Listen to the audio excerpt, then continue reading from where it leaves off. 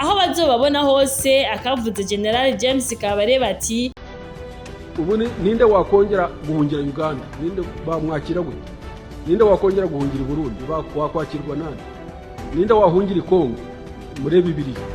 Hazogera igihe abanyarwanda babure indaro. Tahura ko hazogera igihe aho umunyarwanda bamubonye babona ishetani canke igisigo.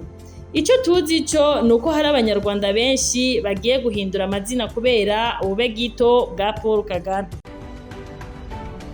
Ikindi amateka yacu ntabwo ari meza mu karere. Buri muntu wese hano utarahunze afite umuvandimwe wahunze, utarahunze 59 yahunze 94. So akarere twarakayogoje twagateye akajagari, baraturambiwe. Agaciro k'igihugu mu gihugu cy'u Rwanda nta muntu n'umwe ashobora gutahura uko igihugu cyubatswe canke kiyobowe, kibure uko rubanda iyobowe n'ukitunganijwe. Benshi baribaza nimba u Rwanda ruri ku mubumbe w'isi canke ari muco twita gutwarirwa muri systeme ya loi de la jungle, aho akaruta kandi kakamira.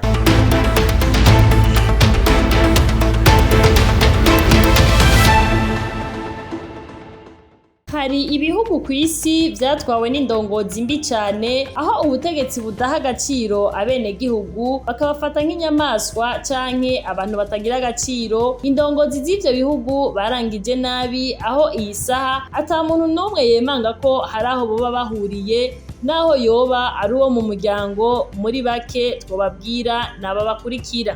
Ubwa mbere mwari muzi ko mu Bushinwa kuva mu 1958 gushika mu 1961 uwitwa Mao Zedong yicishije inzara canke tuvuga ikigoyi abantu barenga imiliyoni 38. None ibi bitaniye hehe n'umukuru w'igihugu bararuhiga Paul avuga ko abanyarwanda botubika umukanda, nawe yibereye mu vyunguka mu kugura amadrone amufasha guhekura igihugu ca Kongo no kugisa abanje gusesa amaraso y'abana, inzoya, abapfakazi, abatama n'abatamakazi. Nubwo butare asahura ntihagire ico bumarira abanyarwanda bishwe n'imitangatanga hamwe n'imvunja. Tuvuge uwa kabiri aho hirya muri Ethiopia, aho witwa Mengistu Haile Mariam muco yise campagne de terreur rouge yashoboye kugandagura abantu ibihumbi n'ibihumbagiza, maze ubutunzi arabusambagura nk'impeni isambura hiba. Ivya Hitler Adolphe nta uravyibagira, aho ubutegetsi bwiwe bwitwa Nazi yashoboye kwica abajwifu barenga imiliyoni 6. Ibaze Paul Kagame nawe akaba amaze kugandagura abakongomani barenga imiliyoni 20 selon les estimations des experts des organisations internationales hamwe na Amnesty International Canada. Ibi akabikora amakungu abona, ONU irorera, Union Africaine yitegereza, akabikora ibihugu vya Buraya, Ububirigi n'Ubufaransa bamutije umuhoro, ntihagire igihugu na kimwe kimufatira ibihano, maze akirirwa arigamba ku mateleviziyo ko ari umwicanyi rutura. Ibi bikaba isirora. Hari uwundi agira kane tuvuga n'uwitwa Paul II yatanze itegeko ryo kwica abakongomani ibihumbi n'ibihumbagiza, abanje kubambura ubuntu n'agashambara imbere y'imiryango.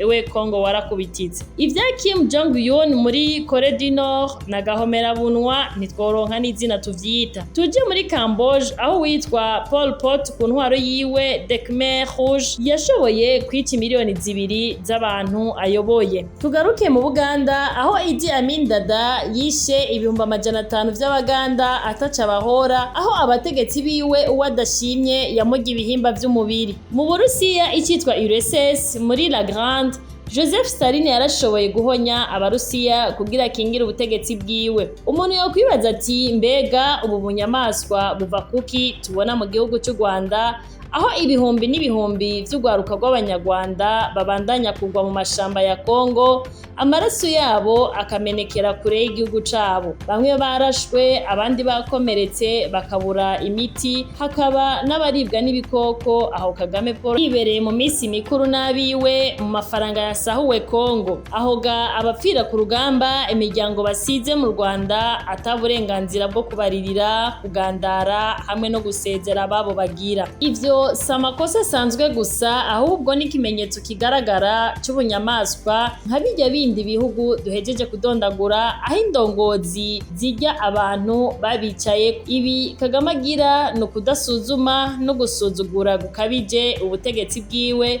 bugirira abanyarwanda ubwabo maze ntibwubahe ubuzima bwabo n'agaciro kabo. Indongozi y'ukuri irazirikana abanyagihugu, ntizirikana inyungu zayo bwite nka Kagame aho abamwegereye aribo bacumba bagasomera mu gihe rubanda nyamwinshi yifumbereje ku kiraka c'imitangatanga maze bakayirarira ikagaruka ikaba ari ibahekura. Abo mu kazu kiwe akabarinda, abana babo bakiga free atani kingorongoro batanze ngo nabacika cumu, abandi akabaha ijambo akongera akabaha n'agaciro bakwiye. Igihe wifata nk'ikimata kimase ku butegetsi, aburongoye barara inzara bakicwa n'imvunja bagatekekwa n'agahinda maze ukisunga kumena amaraso y'ugwaruka, ico gihugu cawe nta gaciro kigira, igihugu kiba catakaje intumbero n'ubuyobozi nyabwo. Turahanura tugakebura igihugu c'u Rwanda kibandanya kimarira abaco mu mashamba,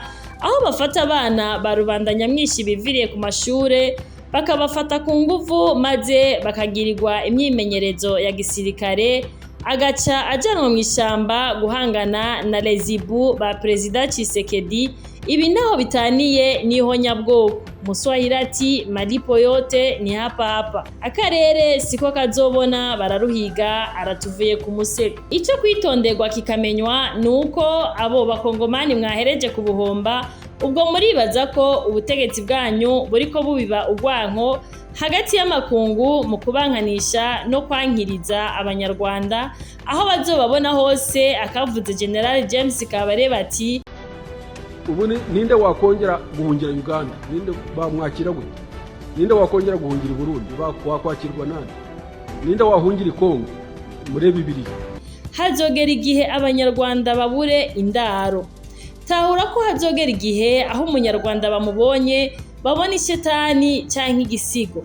Ico tuzi ico nuko hari abanyarwanda benshi bagiye guhindura amazina kubera ubube gito bwa Paul Kagame.